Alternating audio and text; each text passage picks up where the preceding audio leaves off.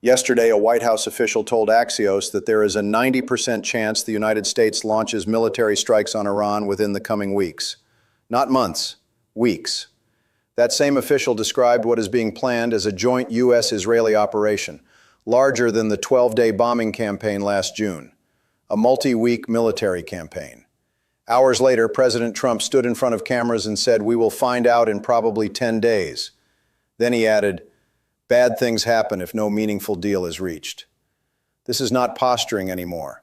The infrastructure for a strike is already in position, and today I'm going to show you exactly what that looks like, why the Pentagon told Trump they can go as early as this Saturday, and the 3 specific triggers that would start the countdown. Welcome to the sand table. Let me start with the military picture because what has happened in the last 72 hours is extraordinary. On Monday, February 17th, the United States deployed 50 combat aircraft to the Middle East in a single 24-hour period. 50. F-35 stealth fighters, F-22 Raptors, and F-16 Fighting Falcons. That is not a routine rotation. That is a surge deployment, the kind you see in the 48 to 72 hours before a major operation begins. There are now 2 aircraft carrier strike groups either in position or heading to the region. The USS Abraham Lincoln has been operating in the Arabian Sea since late January, with 3 guided missile destroyers, carrier Air Wing 9, and roughly 5,700 personnel. Satellite imagery from Sunday showed the Lincoln positioned approximately 700 kilometers from the Iranian coast. That puts its F-35s and F-18s within striking distance. On February 14th, Trump announced that a second carrier, the USS Gerald R. would deploy to the Middle East with Carrier Strike Group 12. The Ford was completing operations in the Caribbean as part of Operation Southern Spear. It is now heading east. 2 carriers. That is what the United States had in position before Operation Midnight Hammer last June. 1 carrier is a deterrent. 2 carriers is a launch platform.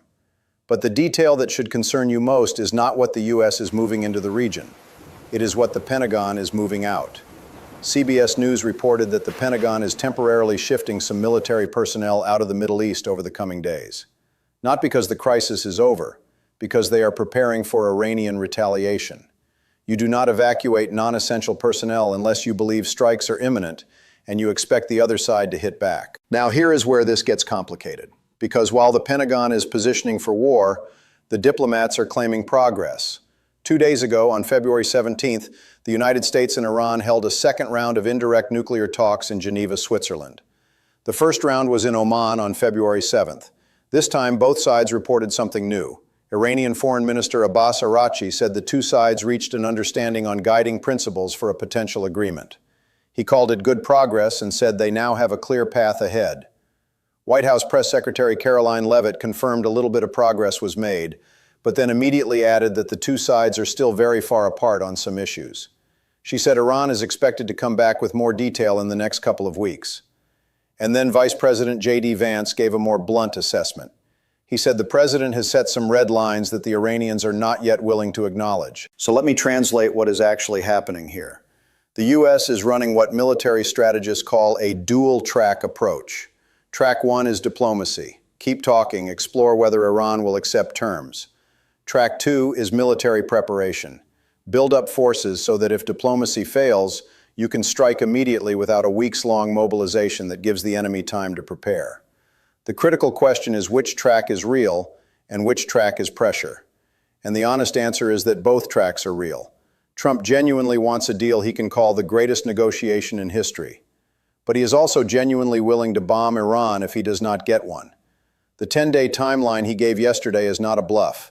It is a decision window. In 10 days, Trump will either have enough diplomatic progress to justify patience, or he will have a military operation ready to execute.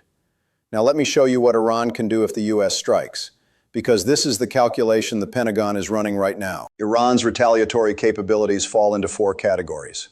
First, ballistic missiles.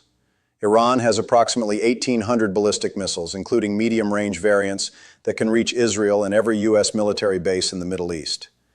Israel destroyed between 35% and 45% of Iran's missile stockpile during last June's war. But Iranian sources and Western intelligence assessments indicate Tehran has rebuilt its medium-range arsenal to pre-war levels. Iran's missiles can reach U.S. Central Command headquarters in Qatar, Al Udeid Air Base, U.S. naval forces in Bahrain, and bases in Iraq and Kuwait. Second, attacks on international shipping. The Strait of Hormuz remains Iran's most powerful asymmetric weapon. 20% of the world's oil passes through that strait. Iran has already demonstrated willingness to seize tankers. In February alone, IRGC gunboats chased an American tanker, and Iran seized 2 foreign oil tankers near Farsi Island. If strikes begin, Iran could attempt to close the strait, triggering a global energy crisis. Third, proxy and partner retaliation. Iran's axis of resistance has been significantly weakened since last year. Hezbollah took massive losses. Hamas is largely destroyed in Gaza. But Iran still has Iraqi militia networks capable of launching rockets and drones at U.S. bases in Iraq and Syria. The Houthis in Yemen have demonstrated the ability to disrupt Red Sea shipping. These are not existential threats to the U.S. military, but they create a multi-front problem that complicates any operation. Fourth, direct strikes on Israel. This is the scenario Israel is preparing for. Supreme Leader Khamenei said on Tuesday during the Geneva talks that Iran has the ability to sink a U.S. warship. He added, "A warship is certainly a dangerous weapon, but even more dangerous is the weapon capable of sinking it." That was a direct threat, delivered while his own diplomats were negotiating in another country. If the U.S. strikes Iran, Tehran will almost certainly launch missiles at Israel, as it did during the June war, attempting to force Israel into a two-front response. This is why the Pentagon is moving personnel out. A U.S. strike on Iran is not a one-day operation. It is the beginning of a multi-week campaign that includes Iranian retaliation, potential disruption to global oil markets, missile attacks on U.S. bases in Israeli cities, and sustained combat operations across multiple theaters. So what are the 3 triggers that would start the countdown to strikes? Trigger 1, Iran rejects the diplomatic framework. Arachi said Iran will come back with more detail in the coming weeks. If Tehran's response is unacceptable, if they refuse to address Trump's red lines on enrichment, if they stall or add preconditions, Trump has already telegraphed what happens next: bad things. Trigger 2, new intelligence on Iran's nuclear program. Earlier this month, reports emerged about a previously unknown Iranian nuclear site, a 2,500-acre facility in Semnan province referred to as the Rainbow Site. If U.S. intelligence confirms that Iran is closer to a weapon than previously assessed, the timeline for strikes accelerates dramatically, regardless of diplomatic progress. Trigger 3, an Iranian provocation, another drone approaching a carrier, another tanker seizure, an attack on a U.S. base by an Iranian-backed militia. Any incident that causes American casualties would make a strike politically inevitable. The IRGC has been unpredictable. Khamenei is making threats during active negotiations. A miscalculation by a local commander could trigger the very war Tehran is trying to avoid. Here is what happens in the next 10 days. The diplomatic track and the military track are now racing each other. Iran has roughly 2 weeks to respond to the guiding principles with a detailed proposal. During those same 2 weeks, the USS Gerald R will arrive in the region, bringing the total to 2 carrier strike groups. The 50 fighter jets deployed this week will complete their integration into theater operations. All U.S. forces will be in position by mid-March, according to a senior official who briefed national security advisors in the White House Situation Room.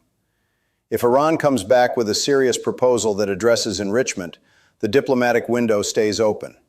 If Iran stalls, rejects, or adds impossible conditions, Trump will have everything he needs to act: the forces, the justification, and the political will. Meanwhile, Israel is not waiting. 2 Israeli officials told Axios that Israel is preparing for war to break out within days. Israel is advocating for an operation aimed at dismantling Iran's missile and nuclear infrastructure permanently. Netanyahu has already told Trump that if the deal does not include missile restrictions, Israel reserves the right to act alone. So the question is not whether the U.S. can strike Iran. Everything is in position. The question is whether Iran will give Trump a reason not to. And right now, the clock is ticking.